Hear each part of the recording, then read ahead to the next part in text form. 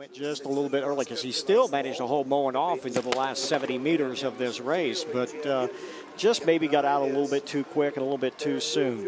Now we're off with the Class 6A 3,200 meter girls.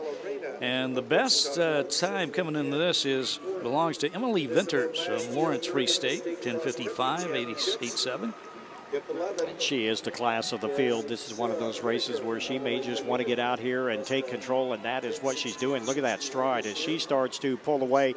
One thing, if you're in the rest of the pack, you don't want to go out and start trying to chase after this. This can really get the adrenaline pumping. Your adrenaline is going so hard and you feel so good. It is really easy to forget that there is a bigger picture right here, and that is trying to keep yourself still in the fight for the rest of the field. If something were to happen, we are looking at Vetters pulling away, and she's probably going to pull away. But if something were to happen, if she were to fall, some kind of ailment, you still have your race that you've got to run. You still have the things that you've got to take care of that you cannot control of what she's doing. Chet Copeland has some more information for us. Chet.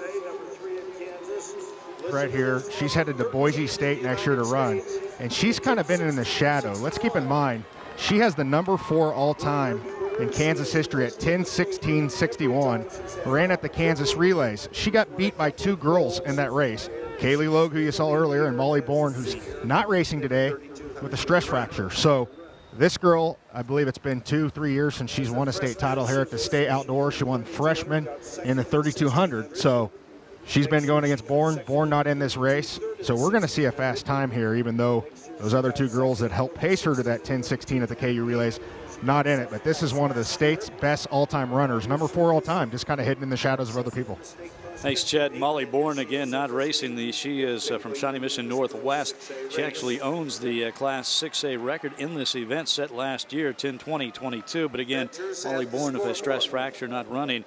And Emily Venters is running and running very well. She really stretches the advantage early in this race. Lawrence Free State on their way to Boise State. Well, altitude. Trade the green and white for a little blue and orange. They have a blue track up there, like the blue football field. I don't know if they've got a Smurf track like the Smurf turf, but I've seen blue tracks. Oh yeah. Emporia State's got the yellow. Yellow Hornet, now. Halstead has a blue track. The blue Dragons. The Dragons of Halstead. Yes, I did. Here's the rest of the pack now. They settled down. They did the right thing. They just settled down. They know this is not a fight at the front. This is a fight for points, and this is a fight for placing. So they become a pretty tactical pack. And we're going to take a little break from this race and check out some results from the girls high jump. And this is Class 4A girls.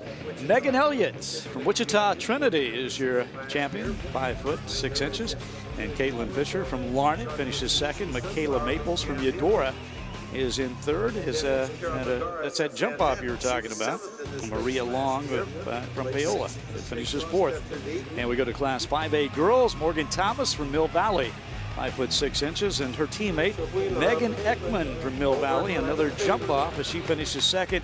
And Madison Runyon from Valley Center finishes third in the 5A girls high jump. And we'll check out some of the boys high jump action as we see some of the highlights from that earlier today here at Cessna Stadium. It was kind of fun to watch. And we look at the results in Class 4A. And help me out there on that Mr. one. Dick Genovese. Okay, from Handel, 6'8". And Nathan Ewing from Spring Hill finishes second, 6'6". David Madel from Frontenac finishes third as we get back to the race, and as Emily Venters still in the lead. We will see. Venters comfortably in front, pulling away. I'll just take a look out the window, actually. Yes, there she is. She'll come around to take the 1 mile mark. Looks like she's probably going to hit the mile in about 5:15. Our photographer's doing a great job of keeping track of the leaders in these races that kind of get strung out. It's kind of hard to follow if you look away for a moment when the race gets like this.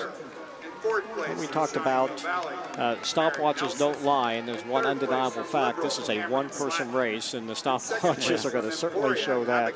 Coming up to the mile, we said about 5. I said 5:15. It's probably going to be just a little bit quicker than that. Although she hits the line, actually hits the line at about 5:04. So starting to pick up the pace a little bit. That's a nice pace. That's you're looking at about 10:20, 10:25, unless she can keep that up or even reverse split a little bit, or at least keep the pace the same. Tend to be a little bit slower, but right now she looks like there is very little that is stopping her as she starts to lap the field and put everybody down here. Good arm swing, just very relaxed.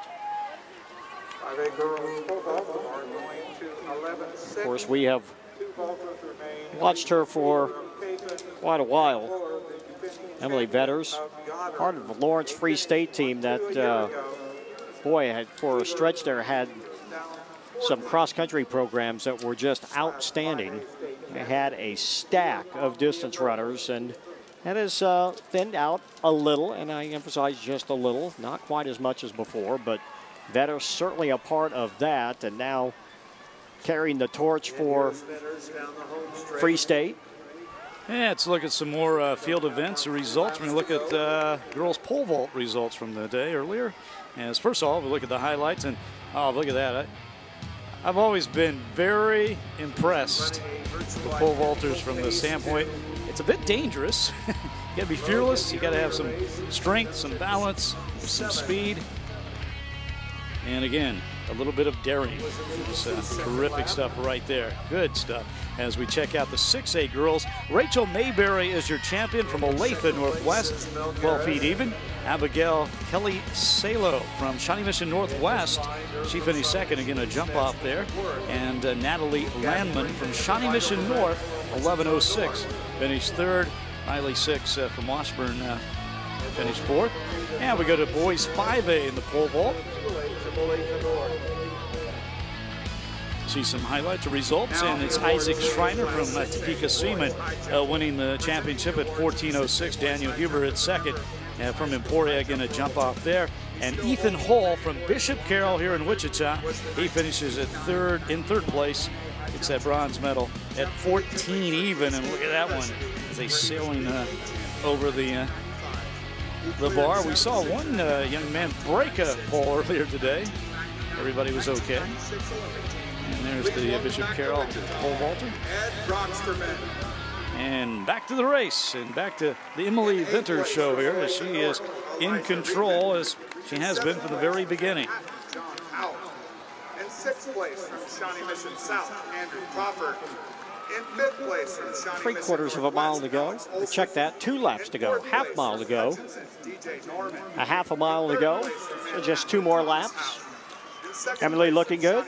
Emily just looks about just like she did from the first lap. Very smooth, very calm. Gold medal champion, Richard Newman.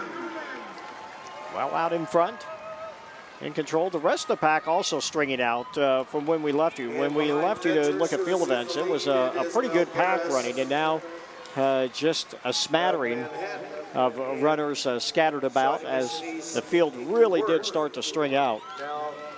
And I think we might have seen some laps maybe a little bit too fast right there at the start by some of the kids because Emily Vetters got out so quickly. I think a few kids got maybe a little bit too excited, and now they're starting to pay the price a little bit for that here with Vetters. Very comfortable. We'll get the bell lap right here coming around.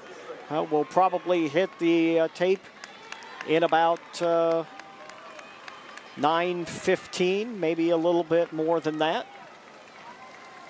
And the chance to put up a very nice number. Could break 10:30. We'll have to motor it along pretty good. She's looking at 9:15 right here. That was a pretty good guess, wasn't it? There's the bell as we see him ringing it. Very enthusiastic about ringing that bell. Looks like it must be a fun thing to do. Got to do what you got to do. And Vetters, see if she, what kind of kick she tries to apply. If she tries to push on the accelerator a little bit. Going down the back stretch, that stride has not changed since 9.5 minutes ago when this race started. And she has put this field away. We talked about running hard and just taking everybody out of the equation, and that's what she wanted to do, and certainly she has. Has a couple of lap kids to go around right here, but does so cleanly. Starting to lengthen out the stride a little bit, using the arms. Does use quite a bit of arm swing even during the regular part of her run. Arms are not as quiet as some that we see, but certainly no problem. The arms very relaxed, coming just across to the center line of her body, just where you want them. And Emily Vetters turns for home as the crowd gives her an ovation. Emily Vetters, second dominating run we've seen tonight in the 3,200 meters. Haley Logue earlier in Class 4A, and now Emily Venters from Lawrence Free State wins the 6A title in dominating fashion. And just a tick under 10:36. Yeah, she knows. She did not like that time. I think she really was wanting an opportunity to maybe